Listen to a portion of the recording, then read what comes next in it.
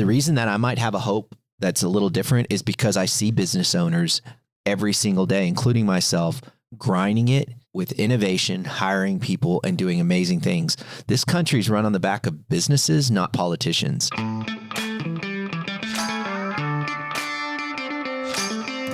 Do you want a wealthy retirement without worrying about money?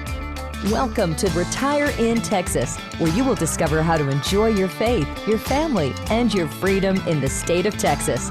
And now, here's your host, financial advisor, author, and all-around good Texan, Daryl Lyons.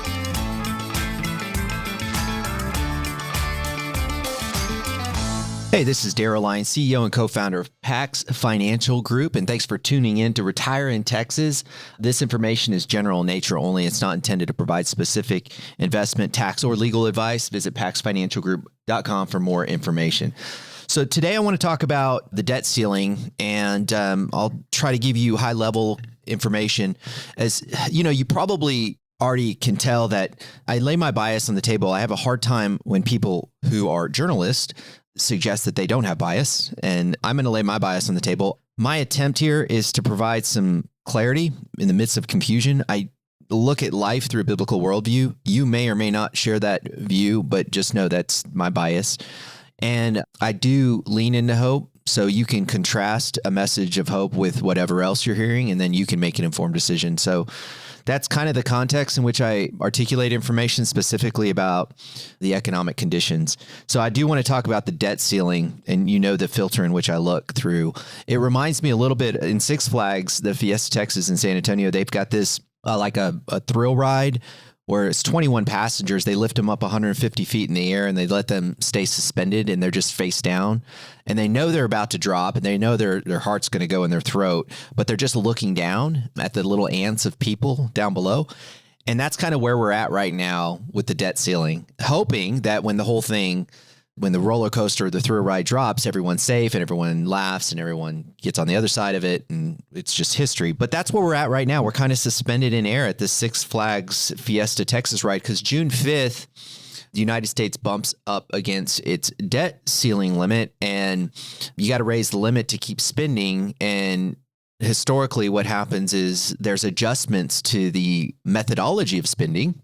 So they've got to, whoever's in Congress right now, the Republicans are requesting changes in the spending, and rightfully so. And then, the White House is bargaining there and negotiating there. And set aside the politics, I get all the politics stuff, but that's just generally what's happening right now.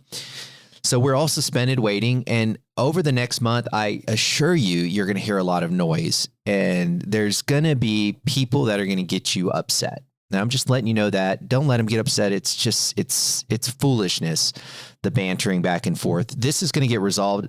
It may not get resolved on June 5th. It may extend a little bit longer.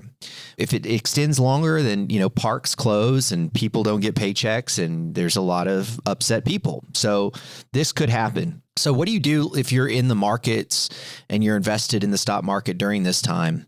Just a couple options to consider. First of all, you may want to sell everything right now, just put it all on the sidelines and just wait until it's done. That is an option. So the history that you might lean into to substantiate that is a good idea, just get me out of harm's way. This is crazy. This is absolutely nuts what they're talking about. And the trillions of debt that we have and the debt ceiling, this is just nuts. Just get me out of the way. Sell it all. I've gotten so many of those calls over the years. Sell it all, sell it. Just get me out of here. And it's always with facts, sometimes half truths, but something Glenn Beck said, sell it all. Just get me out of it. This is nuts. And you might have some history to guide you on that, because about a month before these debt ceiling debates take place, there is market volatility.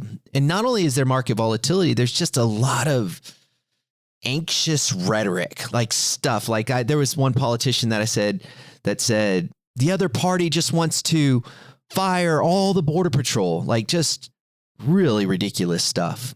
And so some of us really, that hits you, and it just creates anxiety and cortisol, which is kind of what you get when you're suspended looking down in a roller coaster ride or a thrill ride. this cortisol.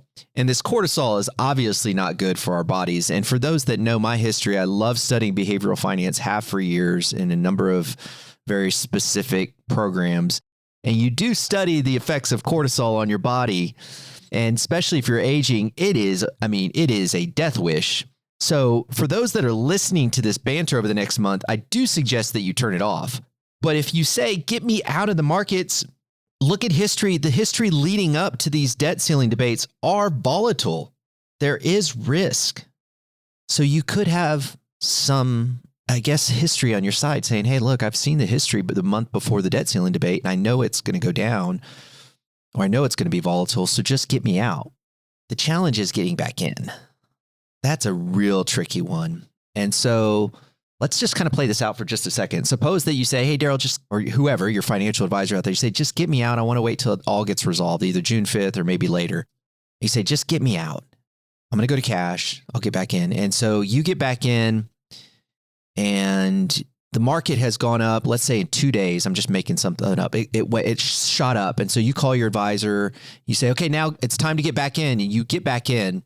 And, maybe it takes the next day because it's after market close or whatever. Maybe it takes 2 or 3 days to get back in. So you get back in and you're like, oh, I did it. I got out of harm's way and I got back in. But then you look at the numbers and you're like, this happens a lot, by the way. And you're like, I did okay with that move. I probably would have been better off just waiting it out than trying to stress about the timing.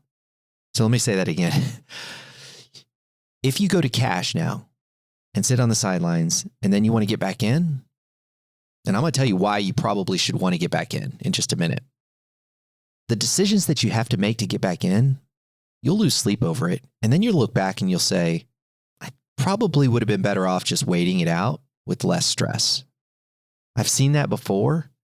I just think the stress associated with trying to time this thing is not worth it. Waiting it out is a better option. And I'm going to tell you why writing this out might actually be a good option. But let's look at the second choice that I'm hearing a lot of now. So the first choice would be, hey, let's move it to cash. The second, let's move it to gold.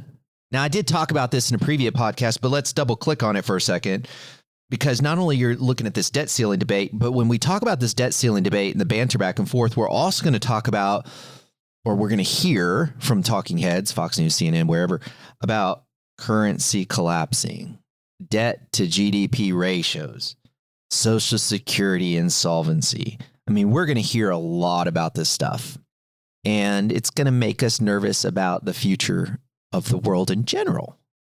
And so we're going to say, let's just go to gold because this whole thing's going to collapse anyways. And again, I made a case in a previous podcast. You can tune into that one on gold.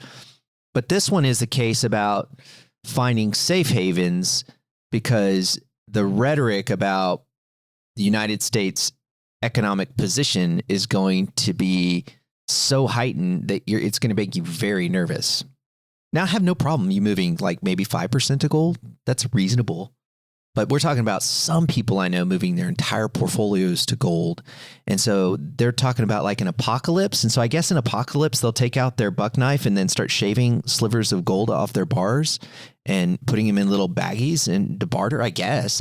In apocalyptic scenario, I'm really curious how people might think gold would actually work. I mean, an apocalypse where the United States crumbles and the world crumbles. Yeah, I probably think like shotguns, canned goods, that's probably a better bet.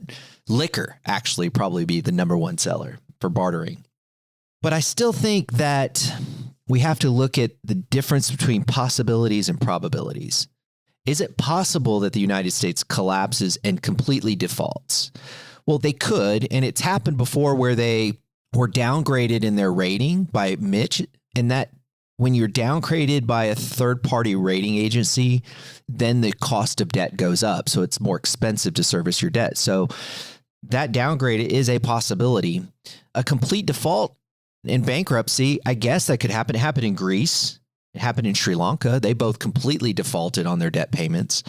I'm not convinced that the United States is going to default. Right now, to service their debt, it takes about 6% of the United States income. So it's a really considerable good chunk of the United States, the income of the United States GDP. So it takes about 6% of their income to service the debt. So I think we're still a long way off from defaulting. Now that's just interest payment. It doesn't include some of the other stuff, but I think the probability of default is relatively low, but it is possible. Let me say that actually differently. It's possible that the United States defaults, but it's not probable. And even if we did, think about Greece and Sri Lanka. They're still functioning today. It's not an apocalypse. I mean, not without challenges, not without some riots, not, tough stuff. But they're still around as countries. So I say all that because you're going to hear a lot of this rhetoric. And I just think we have to just go through a logical conclusion and say, okay, I'm going to move all my money to gold. Why would I move it to gold as a bartering tool? I don't know if that's a good scenario for a complete, apocalyptic scenario. And then what is the probability of an apocalyptic scenario that the United States completely defaulting? It's not that high still. It's possible, but not probable. We know 100% we have to get our act together. And I'm going to talk about that in just a second. I think the third and most logical conclusion that we could consider is just writing this thing out. We've bumped up against this debt ceiling about 75 times since 1960. It's just that social media just magnifies this thing. And what's interesting in 2011 and 2013, the 12 months, so get this, hang with me for a second, the 12 months after the debt ceiling day, D-Day, I guess we can call it that, in 2011 and 2013, the S&P 500, which is the 500 largest U.S. stocks, 12 months after this chaos ensued where everyone thought the world was collapsing, in 2011, the S&P 500 went up 28%, and in 2013, it went up 21%. So writing it out rewards investors. The price of admission to this, without at the risk of over analogizing, this is an analogy that I'm overdoing, right? So at that risk, the price of admission to this theme park is being able to stomach the ups and downs. How do you stomach the ups and downs? It's within your control. A long time ago, again, product of the 80s, you turn the knob of the TV. Today, it's a remote control, but one considerable measure that you can take to ride this thing out that has historically rewarded long-term investors is turning off the news. History's on the side of riding this thing out and working through this. There will be concerns, and it may not get resolved until what they consider the 11th hour. It may not get resolved until afterwards, but hang in there. It will get resolved. The market will be volatile. We'll need to come back as a country and address these issues. We can't continue doing what we're doing. I'm not discounting that. We have to either, think about anybody that's in debt. You either have to increase your income to get out of debt or spend less. Increasing income as a government means that you collect more in tax receipts. You can do that if the economy is growing and there's more businesses and people to take from, or if the economy is not growing, you just take more from the existing group of people. The other way that you could do it, and this is what Greece is dealing with, is austerity measures, meaning reducing pensions, reducing Social Security. All of these things have consequences. Don't know how this is going to get resolved. We all know, all of America knows it needs to get resolved. Can the United States completely collapse? I think we lean into the idea that it's possible, but just not probable. And I'll leave you with this. I just got back from a conference in Denver. I was with 1,300 CEOs of businesses all across the country. I've been to Inc. 5000. Bax made the Inc. 5000 list, where you go to conferences across the country and you meet some of the smartest, most innovative business owners in the entire world. I've lobbied with the National Federation of Independent Business Owners, where I've hung out with some of the most innovative business owners that really care about the politics behind the business. And we talk with legislative people. I've met with many of the Congress people that you know. I say all that. This is not a pat on the back. This is me just saying the reason that I might have a hope that's a little different is because I see business owners every single day, including myself, grinding it with innovation, hiring people, and doing amazing things. This country's run on the back of businesses, not politicians. And if you saw what I saw with businesses around the country and the innovations that are taking place, yes, it's becoming challenging in a regulatory environment that's sometimes ridiculous, and then, taxes that are being levied. But that's not going to stop this culture that we've created in the United States of business. And so I see it through that lens. And that's why I see things and I'm like, yeah, it's possible, but it's not probable. I'm seeing it all the time. People are still taking risks. People still believe in the American dream. And for that reason, I would just encourage you to stay the course. Know that this is a part of the process, this debt ceiling.